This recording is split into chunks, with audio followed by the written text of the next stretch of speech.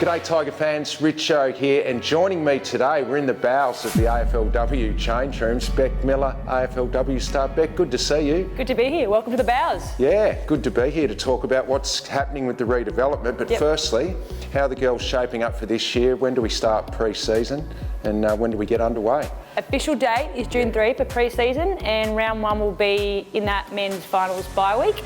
I think the coaches are having trouble right now holding us back. There's a lot of eagerness and energy to get started, but the vibes are high, and we've been in and doing pre-season, sort of 2 sessions at the club a week, plus a player-led session on a Friday, Saturday. So you're ready to go? Yeah, bring it on.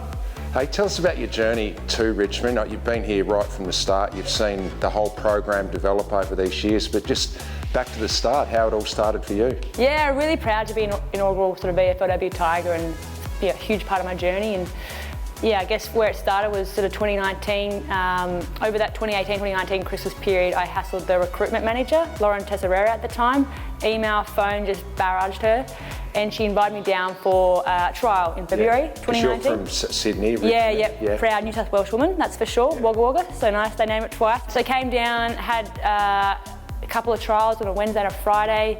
I knew one person here in Melbourne, a high school mate. Asked her for a bed, she had no bed, so I was on a mattress on a kitchen floor for the week. So you were keen? Yes, I was just happy to be here, and I remember sort of walking into the facilities that day, and coming from Sydney and New South Wales, I was sort of like, this is amazing, it's incredible, and whatnot. And after those trials, sort of got invited down to be the part of the VFLW team that year, which was awesome, and sort of right place, right time with a bit of hard work. Was elevated from VFLW to AFLW list in 2020, and they haven't been able to get rid of me since. Has a bounce, goes into the pocket, Miller front position, does well. Side 50, Cunningham and Miller, been a pretty good matchup that one, Miller did well. So your first impressions were wow, because you're coming from your local club, you look around here and it's pretty cool. We've jazzed it up a little bit over the years, but basically the facilities you have now are what you had back then. Correct. 6 years ago, it hasn't really changed much. There's been a few extra pitches, a few extra frames on the wall, but pretty much same as day one in 2019. Well, tell us about the culture. I know that you really rate the culture here at Richmond in the AFLW program, so that's great to hear. But with this new redevelopment, with the great culture we already have, I mean, it's going to be sensational. Yeah, exactly. I think we have the best people in the land, headed by Kate Sheen and Katie Brennan. Really fortunate to have them in our program, and they just attract really, really good people to this program. So, I think we have the best culture in the AFLW. And to have new facilities as a cherry on top, I think, we want to be a destination club, and to have the new facilities will just be an extra added bonus for new players coming in. Yeah, I think you're right, and the central location really adds to that, doesn't it? Yeah, I love Richmond. I live in Richmond, literally 700-metre walk away is home, so to have these new facilities and keep Richmond in Richmond is super important, and everyone loves this precinct, like it is in the smack bang heart of the sporting precinct of Australia, pretty much. How do you think it will, help the development of our program, our AFLW program, with the new facilities? You've seen what it's going to look like. It's just sensational. Yeah. That's really going to help the program just jump even further ahead. Yeah, exactly. I think it just takes away, a few sort of barriers and challenges that you have trying to train or perform at the high level. So if you can just take away as many, excuses and barriers, and just let players perform and coaches perform, who knows where this program can go. Yeah, 8,000 people it's going to hold.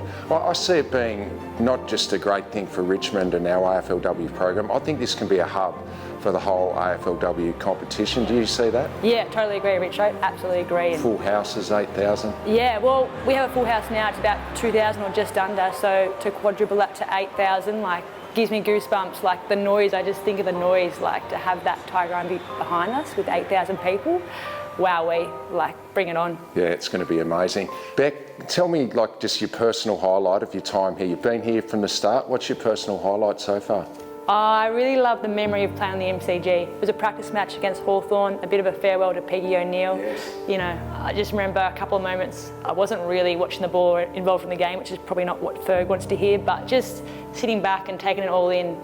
I look forward to playing on that ground for premiership points one day. Yeah, well, the new ground here, when it's redeveloped, will be the actual size of the MCG, so that's really going to help as well. Yeah, exactly, because one day it will happen. There'll be AFLW matches on the MCG regularly, so to have an MCG-sized field will only add to our advantage as a program, I think. Well, Bec, thanks for coming along for a chat today. Good luck for the season, and it's just really going to be fantastic, this new development for AFLW Richmond. It's going to be sensational. Bring it on. Go Tigers.